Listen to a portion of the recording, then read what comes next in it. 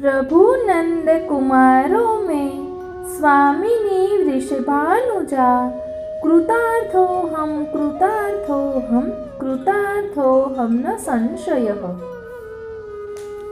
ગયા પાઠમાં આપણે રાજભોગની ભાવના સુધી જોયું હતું. હવે શ્રી હરિરાયજીની વાણીમાં અનવસરની ભાવના એટલે કે અનવસરની ભાવના જોઈશું. એટલે કે ઠાકોરજીને રાજભોગ સરાવ્યા પછી આપણે જે પોઢાડીએ છીએ, અનવસરની ભાવના કરીએ છીએ, તેનો શું ભાવ છે તે અહીં હરિરાયજી વર્ણન કરી રહ્યા છે. दोपहर को व्रज भक्त कुंज भवन में प्रभु के लिए सिंहासन और शैया सिद्ध करते हैं तथा अनवसर में उचित सामग्री इत्यादि सब साधते हैं. उसका प्रकार 31 श्लोकों से वर्णन करते हैं. अपनी गायों के समूह को चराने का कार्य गोपों को सौंपकर स्वयं अकेले निकुंज में सखियों के युद्ध सहित श्री स्वामिनी जी के युद्ध में प्रभु पधारे. जो स्थान सर्व ऋतुओं में सुख प्रदान करे ऐसा तथा सर्व शोभा युक्त था, उसे सखी जन ने अपने दोनों हाथों से झाड़कर जगह अच्छी की. अनेक प्रकार के प्रकाश से शोभा युक्त मणि के दीपकों से वह स्थान शोभित हो रहा था और चारों ओर सदा पवन के प्रवेश के लिए उसमें झरोखे यानी गोख करे थे. गोख मार्ग से प्रवेश हो सके ऐसा एक लताओं से बनाया हुआ मंडप भी वहां की शोभा को बढ़ा रहा था. भ्रमर गुंजारव कर रहे थे, मानो कि गंधर्व राज गान करते हो ऐसा विनोद हो रहा था. वहां लताओं में से पुष्प खिल जाते थे जिससे आसपास सर्व जगह भर गए थे. वहां भ्रमर के गान के पीछे सखियों ने गाए हुए गीत की ध्वनि हो रही थी जिससे वह स्थान प्रिय लग रहा था. अपने स्वामिनी की रति कथा के कथन का श्रवण वहां भली भांति मिलता था. लताओं के बनाए हुए निकुंज भवन का एकांत स्थल बहुत शोभा दे रहा था. पुष्प के मकरंद के रस से उन्मत्त वन के पक्षी इत्यादि का स्वर बहुत प्रिय लगता था. वहां चारों ओर झरने के जल से गीली हुई पृथ्वी अत्यंत शीतल थी. चारों ओर सुगंधित पुष्पों का जल छीटा गया था. जहां चंदन के काष्ठ का उत्तम सिंहासन तैयार किया गया था, उसके ऊपर अति विचित्र कोमल लाल वस्त्र इत्यादि बिछाए गए थे और सुवर्ण के चकचकित नए 3 कलश उसके ऊपर शोभते थे. मखमल में रुई भरी हुई अत्यंत ऊंची गादी सिंहासन पर बिछाई गई थी. उसके दोनों ओर श्रीहस्त रखने के लिए मखमल में रुई भरे हुए तकिए रखे गए थे. तकिए में दोनों ओर लंबे रेशम के लंबे डोर सहित फुमके यानी फूंदे सुशोभित हो रहे थे. गादी तकिए के ऊपर केल के गर्भ जैसा सफेद तथा कोमल वस्त्र की खोल चढ़ाई गई थी. सिंहासन पर दोनों ओर सुवर्ण की झारी जल भरकर विराजित थी. अनेक रत्न जड़ित तबकड़ी में बीड़े भरकर वहां रखे थे. विविध प्रकार के पुष्प, मालती, माधवी, रायवेल इत्यादि की सुंदर माला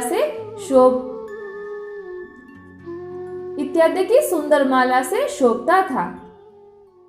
तब श्वेतलाल श्याम गुंजा की माला को धारण करने के लिए वहां धरी थी, अतः विचित्र लग रहा था. सिंहासन के पास उतरने के लिए 2 सीढ़ी की दोनों तरफ खिलौनों की तबकड़ी रखी थी और उसके पास अपने नाथ को उतरने के लिए छोटी चरण चौकी बनाई थी.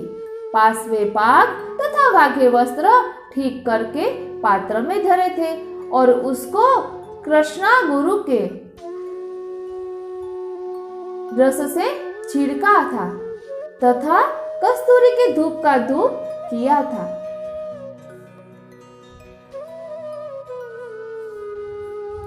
वहां एक चौकी पर कई पंखे रखे थे तथा सिंहासन से शैया तक का मार्ग कोमल मखमल के वस्त्र से बिछाया गया था.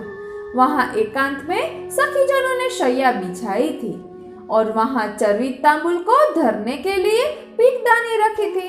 वहां वह समग्र स्थान बुहार कर साफ करके जल छींटकर वस्त्र से पोंछ दिया। फिर वस्त्र के अंदर रुई को भरकर अच्छी तरह से स्वयं प्रयत्न करके उसे बिछाया। अपने प्रियतम प्रभु तथा स्वामिनी के रमण की भावना आनंद से करती हुई सखियों ने अपने हाथ से उत्तम शैया लाकर वहां स्थापित की। उसके सुवर्ण के 4 पाए रत्न जड़ित शोभायमान थे और विविध प्रकार के रेशमी वस्त्रों के द्वारा विचित्र रेशम के डोरे से गुथी थी। और अपनी स्वामिनी और प्रियतम प्रभु के स्थान कोमल रूप होवे इसके लिए फिर से वस्त्र के अंदर रुई भरकर गादी बिछाई तथा श्वेत स्वच्छ केल के गर्भ जैसी कोमल चादरें बिछाई। अपने दोनों हाथों से चारों तरफ ठीक करके चारों ओर गादी के नीचे दबा दी। शैया के चारों पायों के ऊपर गादी शिथिल न हो जाए, इसके लिए बहुत लंबी रेशम की 4 केश, जिसके 2-2 किनारों पर 8 फुंके चावी सहित लगाए थे, उनसे खींचकर बांधा। शैया की गादी के ऊपर दोनों ओर वस्त्र में रुई भरे हुए तकिए धरे थे। उनमें सिर की ओर के तकिए के दोनों किनारों के नीचे कस्तूरी की थैली बांधी थी। उसमें अति सूक्ष्म प्रकाशित चादर उसके ऊपर धरी थी। शैया के दोनों ओर अनेक प्रकार की सामग्री इधर उधर धरी थी। पीतल की उज्जवल तिपाई पर पान की तबकड़ी रखी थी। उसमें चांदी की डब्बी बरस भर कर रखी थी। उसके ऊपर की ओर दूसरे पात्र में अति सुंदर सुवर्ण का पात्र धरा था। उसके अंदर उत्तम पकवान भरा हुआ था। इस पात्र से कुछ दूर सुवर्ण की झारी शीतल जल भरकर धरी थी। उसके पीछे सिर की ओर माला से भरी हुई थाली रखी थी। इस प्रकार शैया की दक्षिण और सर्व वस्तुएं धरी थी, यानी दाहिनी तरफ सर्व वस्तुएं धरी थी। फिर वाम भाग में यानी बाईं ओर पहले की तरह सर्व वस्तु धरी थी और पान की तबकड़ी बीड़े भरकर धरी। क्रम पूर्वक सुवर्ण की झारी तथा जल पात्र धरे थे। उसके बाद अत्यंत कीमती वस्त्र इत्यादि से सारे मार्ग पर पेंडा बिछाया था। अपने प्रियतम के जाने के भाव से सिंहासन पर से उतरने के लिए तथा शैया पर चढ़ने के लिए सांगामाची यानी उपशैया भी धरी थी। इस प्रकार सभी वस्तुएं सिद्ध करके फिर मोरपींछ के पंखे धरे थे। इसके पश्चात सभी व्रजभक्त निकुंज के द्वार पर खड़े होकर प्रभु के साथ अपनी स्वामिनी ने पहले जो रमण किया था उसका स्मरण करके परस्पर उसकी कथा करने लगी और प्रभु के पधारने की राह देखने लगी। उसका प्रकार 46.5 श्लोक से कहते हैं। फिर सब सखियां निकुंज के द्वार पर एकत्रित होकर प्रिय प्रभु के पधारने की राह देखते देखते अपनी अत्यंत प्रिय सखी के साथ विविध भाव से प्रभु ने जो ललित लीलाएं की थी उसकी भावना करते हुए पूर्व की रसात्मक कथा कहने लगी। हे सखी सुनो, भावरस के अधीन तथा शर्मिली मेरे स्वामिनी का संबंध हरि के साथ जैसे लोक में काम शास्त्र के अनुसार होता है उसी प्रकार से हुआ।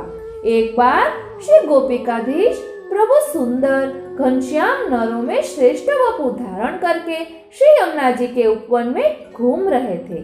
मस्तक के केश के साथ मयूर पीछ का मुकुट धारण किया था। कला करते हुए मोर की भांति कला करने में चतुर शोभायमान हो रहे थे। रसाल कम कोमल पल्लव तथा अति उत्तम सुगंधित पुष्पों के आभूषण धराए हुए थे। भ्रमर के झुंड के जैसे केश से मुखारविंद छाया हुआ था और दोनों कानों में मकराकृति कुंडल शोभित हो रहे थे। कमल की शोभा को हल्की कर देवे ऐसे अंजन युक्त 2 नेत्रों से सर्व को मोहित कर रहे थे।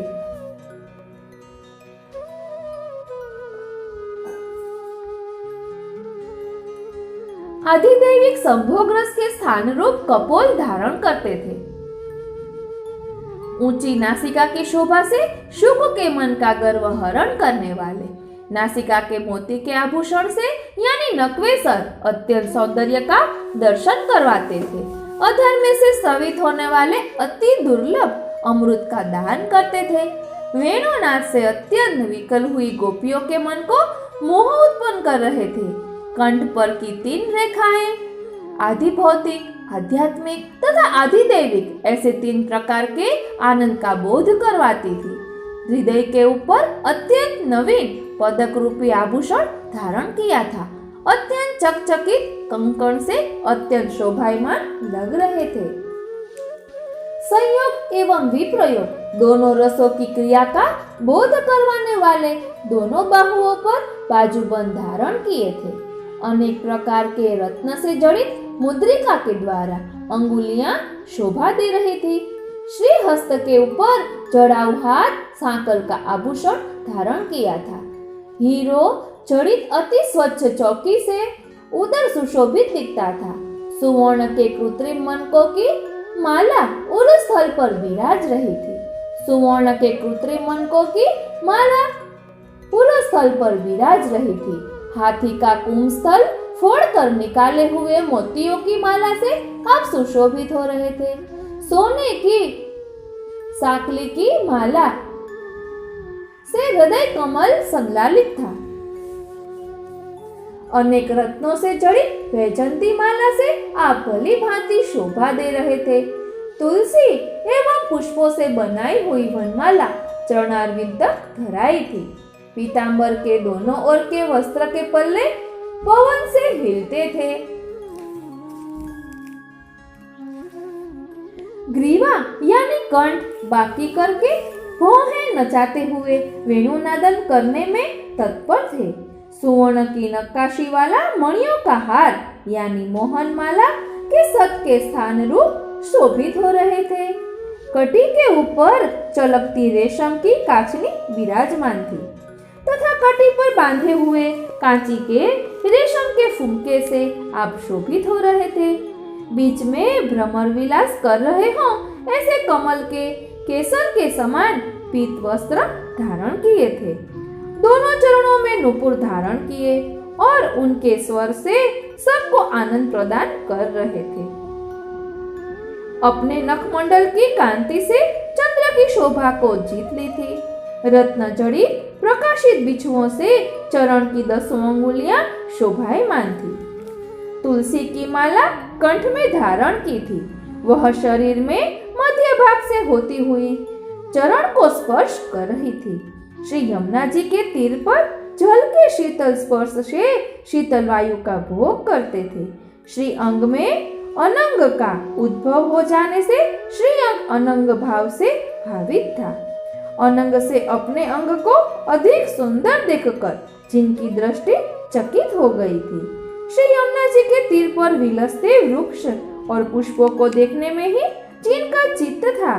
गुंजा फल के बनाए हुए अनंत आभूषणों से जिन्होंने अपना अंग अलंकृत किया था। प्रकट उत्तम हृदय के भाव वाले सर्वात्म भाव वाले युवती वृंद से आप घिरे हुए थे। अनेक प्रकार से रास रस के आनंद में आप निमग्न थे। उन्हें रमण प्रिय था। श्री गोपीजन की दोनों भुजाओं से जिनको आलिंगन हुआ था वे स्वयं भी गोपीजन का संग करते थे। भाव सहित गान करने वाली प्रियाओं से जो घिरे हुए थे ऐसे बृहस्पति को मेरे स्वामिनी ने देखा। दर्शन करते ही उनकी दशा कुछ और ही प्रकार की हो गई, अर्थात उन्हें मूर्छा आ गई। तब सखियां उन्हें निकुंज भवन में ले आई और उन्हें जागृत किया। तब अत्यंत विकलता से कुछ वचनामृत बोलने लगी। हे व्रज के पुरुषार्थ रूप, हे व्रजाधीश, हे व्रज के आनंद, हे व्रज प्रिय, हे व्रज कनिष्ठ, हे व्रज के भोक्ता, हे व्रज के दोष निवारक, हे व्रजपाल, हे व्रज को स्वास्थ्य देने के लिए अपना रूप प्रकट करने वाले, हे व्रजात्मक, हे व्रज स्वामी, हे व्रज प्राण, हे व्रज के धन, हे व्रजेश्वर, हे ब्रज के सर्व जीवों को तथा सब जनों को आह्लाद देने वाले, हे ब्रज का परिग्रह करने वाले, हे ब्रजनाथ, हे ब्रज प्रियतम, हे ब्रज को महोत्सव रूप करने वाले, हे ब्रज सखियों के हृदय में वास करने वाले, हे ब्रज में निवास करने वाले, हे ब्रज को गोद में धारण करने वाले, हे ब्रज के भाव रूप, हे ब्रज के आनंद रूप, हे ब्रज के सौंदर्य रूप, हे ब्रज के सद्गति रूप, हे ब्रज में आए हुए असुरों का निधन कर देने वाले, हे ब्रजवासियों के मन को मोहित कर देने वाले, हे ब्रज में लीला करने वाले, हे नित्य ब्रज की गायों के टोलों यानी समूहों को चराने वाले, हे ब्रज के लिए लीला करने वाले, हे ब्रज के लिए गिरिराज को धारण करने वाले, हे ब्रजेंद्र, हे ब्रज में सर्वदा चरण धरने वाले, हे ब्रजासक, हे ब्रज के सर्व पुरुषार्थ देने वाले, हे ब्रज के कामदेव रूप, हे ब्रज के आधार, हे ब्रज में आश्रय करने वाले जनों के आश्रय रूप, हे ब्रज के एक शरण रूप, हे अपने ब्रज का पोषण करने वाले, हे हृदय में ब्रज को धारण करने वाले, हे ब्रजराज सूत, हे स्वीय ब्रज के राजा के कुमार, हे ब्रजेश्वरी श्री यशोदा जी के परम प्रिय पुत्र, हे ब्रज के स्त्री जन से सेवित, हे ब्रज की आरती हरण करने वाले,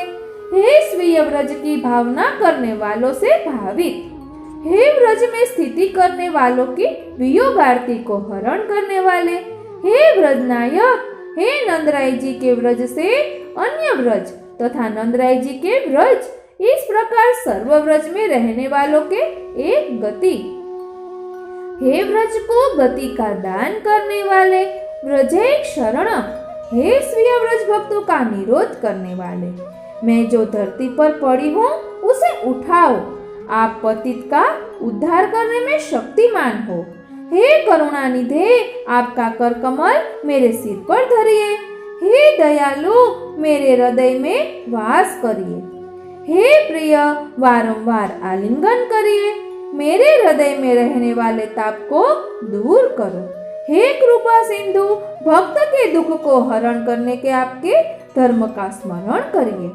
मेरे बिंब जैसे अधर में स्थित मधुर मधु, जो कि मात्र आपको ही भोग करने के योग्य है, उसका पान करिए, हे निज जन के करुणा सिंधु, उसे व्यर्थ मत करिए, भली भांति उसका भोग करिए, हे नाथ, हृदय फट जाता है, हृदय के ऊपर कंचुके के मत टूट जाते हैं, वन को जलाने वाला दावाग्नि जैसा उष्ण निश्वास मुख में से निकलता है, दूर रहो हे ब्रजपति, हे शीरीष पुष्प के समान सुकुमार, वियोग अग्नि से जलने वाली मुझे हे प्राणनायक स्पर्श मत कीजिए, हे कमल लोचन, पहले आपका दर्शन करवाइए, फिर वदनामृत लावण्य का पान करवाइए और मेरे हृदय में रहने वाले ताप को दूर करिए। ऐसे श्री स्वामिनी जी के वचनामृत के द्वारा सेचन किए हुए हृदय वाले गोकुलेश्वर उनके भाव रूप स्वरूप से बाहर प्रकट हुए। तब श्री स्वामिनी जी उठे, भगवान की प्रियतमा प्रिय भगवान को देखते ही हृदय में हर्षित होते हुए ऐसे सजीव हो गए मानो कि निर्जीव शरीर में जीव आ गया हो। तब भगवान के साथ रमण से तथा गान से तथा वन में विचरण करने से उनके सर्व मनोरथ पूर्ण हुए। इस प्रकार सखी जनों के साथ परम प्रिय स्वामिनी की कथा आनंद से करते हुए सखियों ने प्रिय की राह देखते हुए समय अच्छी तरह से व्यतीत किया।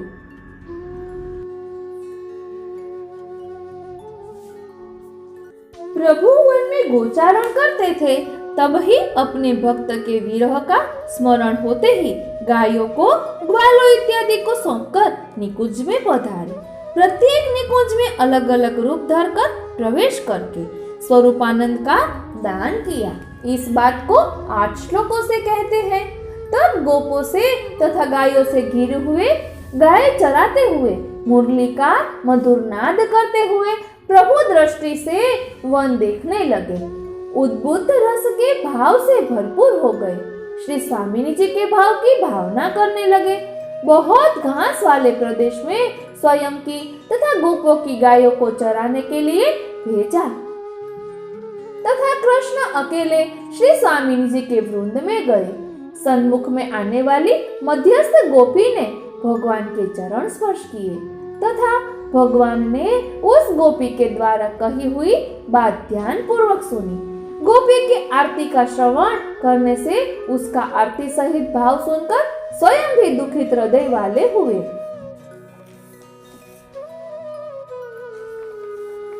उनके स्वरूप का श्रवण करने वाले, उत्कंठा वाले, उनकी अवस्था का विचार करने वाले, मन में उनके संग की भावना करने वाले, काम के लिए प्रदान करने वाले, प्रभु लीला से परवश हुए, अनुसंधान रहित हुए, प्रमत्त होकर मार्ग में गिरते थे। तब सखी ने उनका हाथ पकड़ लिया। इस प्रकार भगवान निकुंज भवन के द्वार में पधारे। सभी निकुंजों में अलग अलग रूप धारण करके प्रत्येक निकुंज में स्थिति की। वहां प्रभु ने अपने गोपीजन को विशेष रीति से स्वरूपानंद का दान किया तथा कृपा पूर्वक श्रुति तथा ब्रह्मा जी के लिए अगोचर लीलाएं की। इस लीला का स्मरण करने की तथा उसका स्मरण करने की तथा उसका वर्णन करने की मुझ में बिल्कुल योग्यता नहीं है, अतः मैंने संक्षेप में ही कही है। सत्पुरुषों को तो वह अपने आप ही स्फुरित हो जाएगी। निकुंज के बाहर जो सखियां बैठी हुई थी वे प्रभु की निकुंज की कथा करते हुए समय व्यतीत कर रही है और उनको भी अपने संचित भाव से संगम का अनुभव होता है। उसका 1.5 श्लोक से वर्णन करते हैं और जो गोपी व्रज में है वे भी प्रभु के अनवसर से वन की लीला का गान करते हुए विरह व्यथा को दूर करती है। उनको भी अंतरमण का अनुभव होता है। उसका वर्णन 24.5 श्लोकों से करते हैं। तब जो निकुंज के बाहर सखियां थी वे पुनः आदर से अपना समय निकुंज की कथाओं में व्यतीत करने लगी तथा उनको व्रजाधीश के संगम का अनुभव अपने संचित भाव से हुआ। उसी प्रकार व्रज में स्थित गोपिकाएं वियोग में प्रभु के गुणगान करने लगी। हे सखी, वाम हस्त पर वाम कपोल धर कर भ्रमर को नचाने वाले हरि जब वेणुनाद करते थे तब देवताओं की स्त्रियां मोहित हो गई और उस समय वेणुनाद के गौओं के झुंड मोहित हो गए। उनके मुख में दांतों से चबाया हुआ और ज्यों का त्यों रह गया और वे गायक मानो की चित्र में चित्रित हो ऐसी स्थिर हो गई। उसी प्रकार मयूर पीछ के मुकुट धारण करके मन लवेश की कांति से शोभा देने वाले प्रभु जब वेणुनाद करते थे तब नदियां स्तब्ध गति वाली हो गई। उसी प्रकार वृक्ष भी मधुधारा की वृष्टि करने लगे और लताओं ने अपने हृदय में रहे हुए भगवद रूप को प्रकट किया।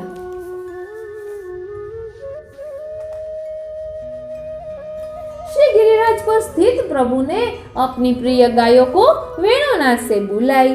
तब वहां के वृक्ष प्रेम से आनंद युक्त शरीर वाले हो गए एवं पुष्प, पत्र और फल उनमें से बाहर प्रकट हो गए। वनमाला की दिव्य गंध से तथा तुलसी के मधु से मद वाले भ्रमर आपके पीछे पीछे नित्य पूजन करते जाते थे और हरि बीच में उन्हें आदर देते थे। तब पक्षी मुनि रूप हो गए, नेत्र निमीलित कर दिए और श्रवण करने के लिए मौन धारण करके निकट में स्थिति करी। इसी प्रकार गिरि के शिखर पर खड़े हुए प्रियतम प्रभु के मुख से बजाई हुई वेणु के नाद को सुनकर मेघों ने भगवान के ऊपर छाया कर दी और अपने सर्व स्वरूप जल से वर्षा की। इसी प्रकार ब्रह्मादि देवता वेणु के नाद का श्रवण करके अपने मन में से प्रभु की लीला तथा वेणुनाद की गति को न जानने के कारण मस्तक झुकाकर मूर्छित हो गए। व्रज की भूमियों में श्रेष्ठ वृषभ की भांति गति करने वाले प्रभु के दर्शन से हम स्मरण रहित हो गए और वृक्ष भी स्तब्ध गति को प्राप्त हो गई। हस्तकमल में रहने वाली मणिमाला से अपनी गायों को भगवान गीतते थे। दिव्य सुगंध युक्त तुलसी माला को उर स्थल पर स्वयं धारण करते थे। गोप के कंधे पर रखे हुए दोनों हस्त की स्थिति से अपने चरित्र का सूचन करते थे और गान करने से, मुरली के नाद से हमारे चित्त ठगे गए। कुंद पुष्प की मालाओं से गोप वेश धारण करके गोपों को दर्शन देकर प्रभु ने हरणियों के घर छुड़ा दिए तथा आपने अपनी उपासिकाएं बना दी। विशेष करके गोधन सहित यमुना के तट पर स्नेहियों के साथ नर्म क्रीड़ा करते हुए प्रभु ने उपदेव गंधर्व जो अपने हाथ में भेंट लेकर वाद्य गीत सहित बंदी जन वहां आए थे, उन्हें अपने प्रभाव से अपने परिवार स्वरूप बना दिया। श्री गिरिराज जी को धारण करने वाले ब्रज की गायों पर वात्सल्य भाव वाले प्रभु सर्व गोधन को लेकर वन में से घर पधारते थे। तब रास्ते में वृद्ध पुरुष भी भगवान के चरण कमल को नमस्कार करते थे। अपने भक्त के नेत्र को अत्यंत आनंद उत्सव कराते हुए प्रभु संध्या समय अपने चरित्र का गान करने वाले गोप बालकों सहित पधारते थे। और तब गोरख से केश व्याप्त हो गए थे। अपने मित्रों के मनोरथ पूर्ण करने के लिए उनको वेणु बजाते हुए व्रज में लाते थे। तब वेणुनाथ के रस के वेता वे स्वयं होने से स्वयं ही उस रस से मोहित हो गए। श्री स्वामिनी जी के दर्शन के आनंद से भगवान के लोचन मद से गुणायमान हो गए। स्वयं यद्यपि स्वल्प मान देने वाले हैं तो भी रस के आधिक्य से बहुमान देने लगे। व्रज में पधारते प्रत्येक चरण धरते हुए भक्त के अंतःकरण में जो कुछ भी मान रहा था उसका खंडन करने लगे। प्रस्वेद से तथा सुवर्ण के कुंडल के प्रकाश से बेर के जैसा कुछ लाल वदन प्रभु का हो रहा था। उन कुंडलों के प्रकाश से गंडस्थल शोभायमान हो रहा था। यादवों के राजा गज की चाल से जैसे चंद्रमा रात्रि को कृतार्थ करने के लिए पधारते हो, ऐसे ही कृतार्थ करने के लिए पधारते थे। सायंकाल में वापस पधारे हुए प्रभु व्रज भक्तों के ताप दूर करते थे। वेणुनाद करने में परायण थे। वेणु के रस को स्वयं जानते हुए भी स्वयं ही उससे मोहित हो गए। इस प्रकार की अनंत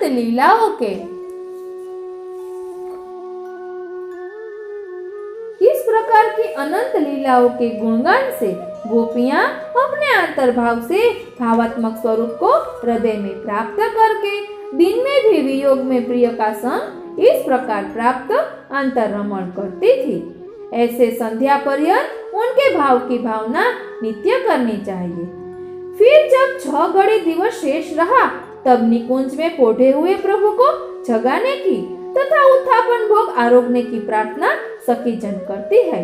तब प्रभु जागकर श्री गिरिराज जी के ऊपर पधारते हैं तथा फल फूल इत्यादि आरोगते हैं। उस समय की प्रभु की स्थिति और उन्होंने की हुई लीला का वर्णन 27 श्लोकों से करते हैं। એટલે કે હવે ઉત્થાપન ભોગની શું ભાવના છે તે આવશે, તે આપણે આવતા પાઠમાં જોઈશું।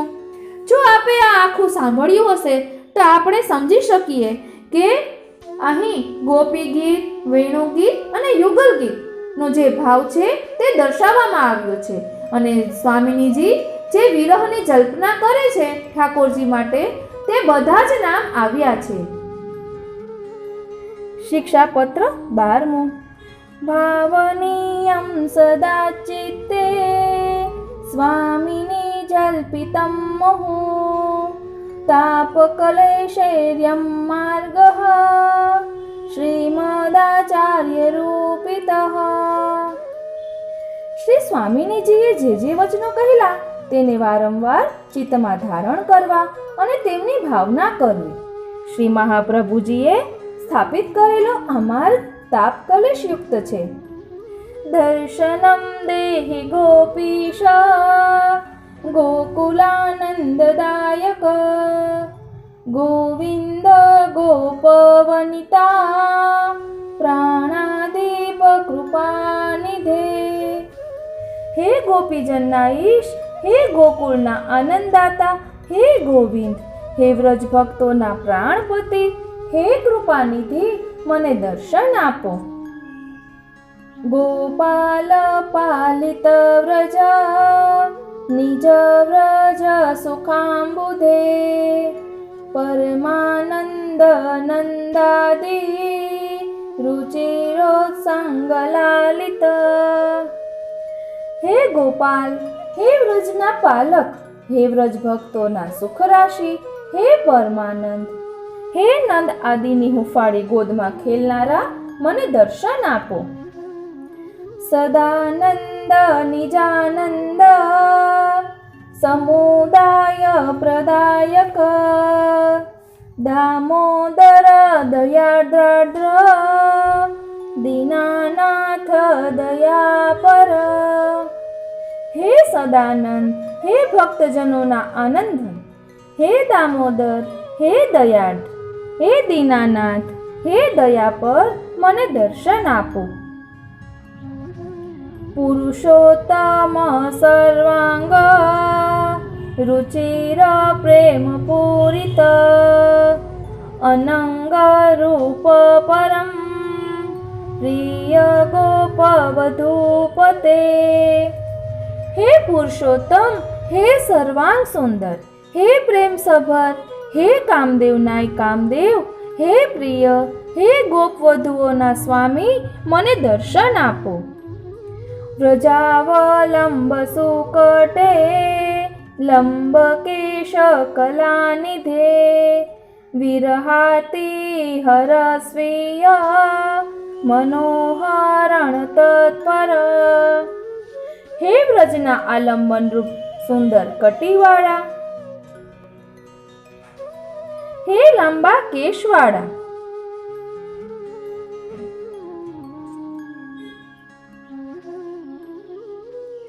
હે કલાના ભંડાર રૂપ, હે વિરહાર્તીનું હરણ કરનારા, હે ભક્તોના મનનું હરણ કરવામાં તત્પર રહેનારા, મને દર્શન આપો.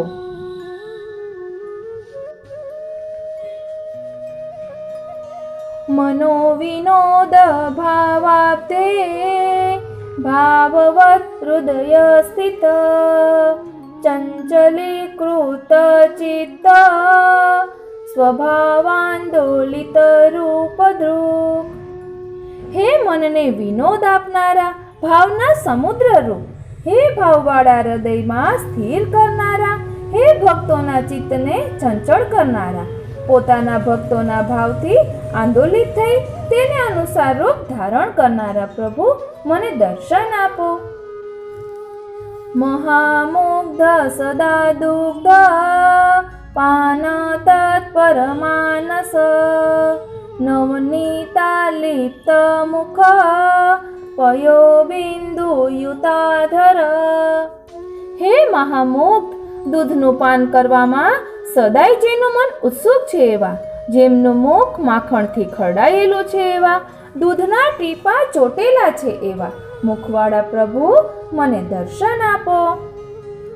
અલકાવૃત વદના મદનાધિક સુંદર કપોલ વિલસદ્રાગ કસ્તુરી તિલકાંચિત. વાળથી જેમનું મુખ આચ્છાદિત છે, કામદેવથી પણ જે વધુ સુંદર છે, જેમના ગાલ રંગાયેલા છે અને કસ્તુરીના તિલકથી જેમનું લલાટ શોભી રહ્યું છે એવા હે પ્રભુ, મને દર્શન આપો. સિંજનું પુર શોભાઢ્ય નખભૂષણ ભૂષિત સઘોષ સૂક્ષ્મ સુકટી વિલસત ક્ષુદ્ર ઘંટિક. નુપુરના રણકારથી શોભતા નખના ભૂષણથી ભૂષિત નાની સી કટી ઉપર ઝીણી ઝીણી ઘૂઘરીઓના વિલાસથી વિલસી રહેલા સુંદર શ્યામ, મને દર્શન આપો.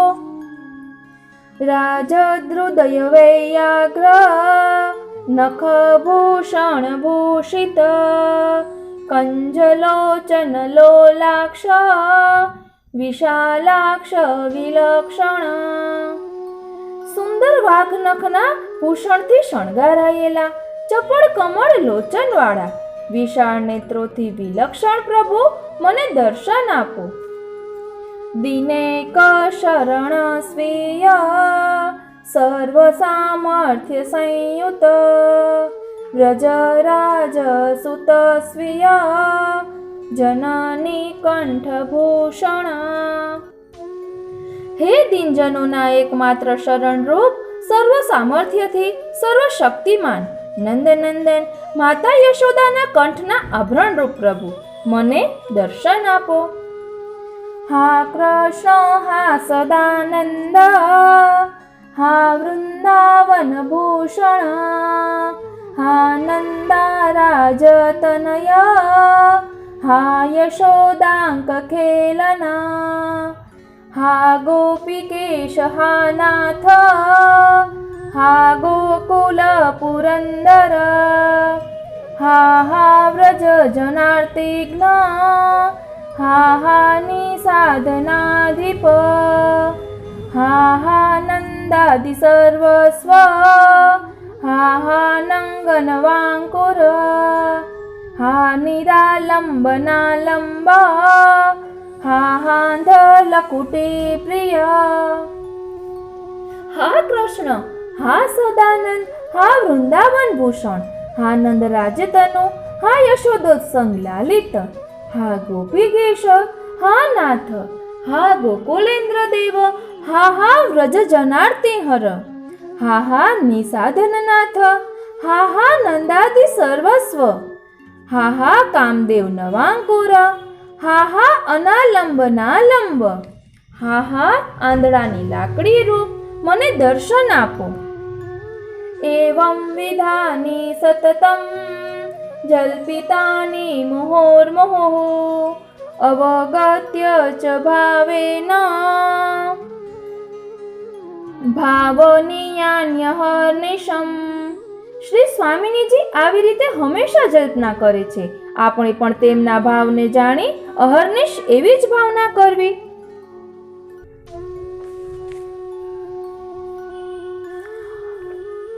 અહીં 13મા, 14મા અને 15મા શ્લોકમાં હા શબ્દ આવે છે. હા શબ્દ છે તે આરતી દર્શાવે છે, અને જ્યારે 2 વખત હા શબ્દ આવે છે એટલે હવે આરતી સહન થતી નથી, એવો આ વિરહના અનુભવનું સ્તોત્ર છે. હવે આનું ફળ શું, તે આનું શું મહત્વ છે તે આપણે એક પેરેગ્રાફમાં જોઈ લઈએ. શ્રી હરિરાય ચરણ દ્વાદશ શિક્ષાપત્રનો પ્રારંભ કરે છે. 12મા શિક્ષાપત્રમાં શ્લોકની સંખ્યા 16ની છે. 16ની સંખ્યા કેમ છે એનો થોડોક વિચાર આગળ કરીશું, એટલે કે આપણે પણ તે આવતા પાઠમાં જોઈશું. એનો વિષય છે વિરહ ભાવના દ્વારા ભગવત સ્મરણ. શ્રી સ્વામિનીજીએ શ્રી ઠાકોરજીની વિરહ ભાવના કરી. વિરહમાં શ્રી ઠાકોરજીના સ્વરૂપ, લીલા અને ગુણોનું સ્મરણ કરતા કરતા તે નામોનું જલ્પન કર્યું. એ જલ્પન આ શિક્ષાપત્રનો વિષય છે. આ બહુ અદ્ભુત શિક્ષાપત્ર છે. પ્રાચીન વલ્લભીઓ અને વલ્લભકુળ એવી આજ્ઞા કરે છે કે જો તમારે શ્રી ઠાકોરજીના દર્શન કરવા હોય તો આ 12મા શિક્ષાપત્રનો પાઠ કરજો. આ શિક્ષાપત્રના પાઠનું ફળ એક જ છે. શ્રી સ્વામિનીજીની કૃપાથી એમના હૃદયમાં બિરાજતા પરમાનંદ સ્વરૂપનો અનુભવ અવશ્ય થશે. અનેક ભગવતીઓને આ અનુભવ સિદ્ધ વાત છે. તમારા રોજના સ્તોત્રપાઠનો ક્રમ હોય એમાં આ 12મા શિક્ષાપત્રનો પાઠ કરવાનું ઉમેરજો. આ વાત મેં પણ જોયેલી છે. મારી પોતાની ફ્રેન્ડ દરરોજ આ સ્તોત્રનો પાઠ કરે છે અને તેને પણ સ્વપ્નમાં ઠાકોરજીએ સાનુભાવ જતાવ્યો હતો. આ અનુભવની વાત છે. આ તો જે ભાવવાળા વૈષ્ણવ હોય તેને જ કહેવાની હોય છે. શક્ય હોય તો રાત્રે સૂઈ જતા પહેલા આ શિક્ષાપત્રનો પાઠ કરીને સૂઈ જજો. રાતમાં તમને ભગવત કૃપાથી અવશ્ય કંઈક વિલક્ષણ અનુભવ થશે. એવું અદ્ભુત આ શિક્ષાપત્ર છે. માટે સ્નેહેન યદિ રોચતે જો તમને ગમે તો પ્રેમપૂર્વક, બહુ સ્વસ્થતા અને સાવધાનીથી, એકાગ્રચિત્તથી આ શિક્ષાપત્રનું શ્રવણ કરજો. આ શિક્ષાપત્રમાં શ્રી સ્વામિનીજીની વિરહ ભાવના છે. વિરહ ભાવના અને વિપ્રયોગ ભાવનાને સૌથી પહેલા આપણે થોડી સમજી લઈશું. આ સ્તોત્ર પાઠ માટે જ અલગથી રેકોર્ડ કરેલું છે. આપણે વિરહ ભાવના ડિટેલમાં આવતા પાઠમાં ચોક્કસ જોઈશું. તેમાં વિપ્રયોગ ભાવના, વિરહ ભાવનાનો શું ભાવ છે, આ ઠાકોરજીના બધા જ નામ છે એવા રસરૂપ છે, તે શા માટે જલ્પના કરે છે, અત્યંત સુંદર રીતે ખૂબ જ ડિટેલમાં તેનું વર્ણન આપેલું છે. એટલે આ નામ, આમાં જે નામ છે તેનો શું ભાવ છે, તેમાં શું લીલા કરેલી છે ઠાકોરજી, એ બધાનું વર્ણન આપને ડિટેલમાં આવતા પાઠથી ચાલુ કરીશું. ઇતિ શિક્ષાપત્ર 12મું ભાવાર્થ સહિત વિરહ ભાવના. હું પણ આપને વિનંતી કરું છું કે જો શક્ય હોય તો દરરોજ આ સ્તોત્રનો પાઠ કરવો.